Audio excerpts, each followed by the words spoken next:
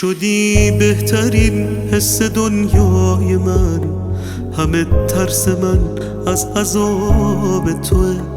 کسی که نمیتونه شادت کنه، با این حال هنوز انتخاب توه. تو پیدا شدی تا نذاری یه عمر اسیر یه رویای مبهم بشم. همین خونه با تو بهشت منه، تو هوا شدی تا من آدم بشم. واسه حس این لحظه ممنونتم، همین لحظه که بسته به جونمی. نمیشه تو رو دید و عاشق نشد. تو چی دیدی از من که دیوونمی؟ چه نور امیدی تو این ظلمته که دور و برم مثل پروانه ای. تو که لایق بهترینی، چرا به دستای خالی من قانعی؟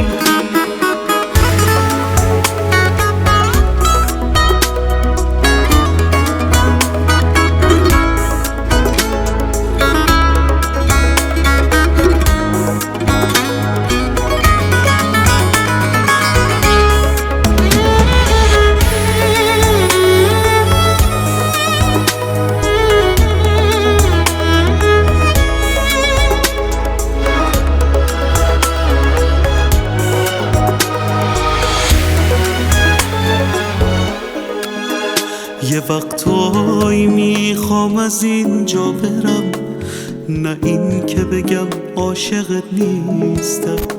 عذاب شب و روز من این شده که حس میکنم لایقت نیستم.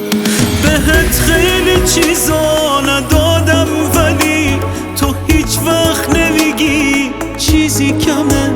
بهم تکیه میدی که مغرور شم، میدونی غرورم همه چیزمه.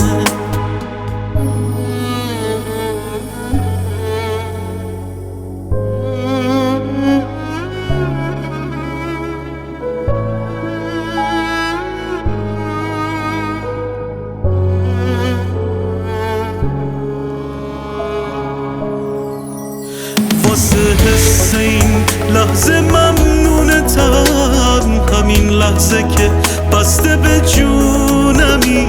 نمیشه تو رو دید و عاشق نشد. تو چی دیدی از من که دیوونمی؟ چه نور امیدی تو این ظلمته که دور و برم مثل پروانه ای. تو که لایق بهترینی، چرا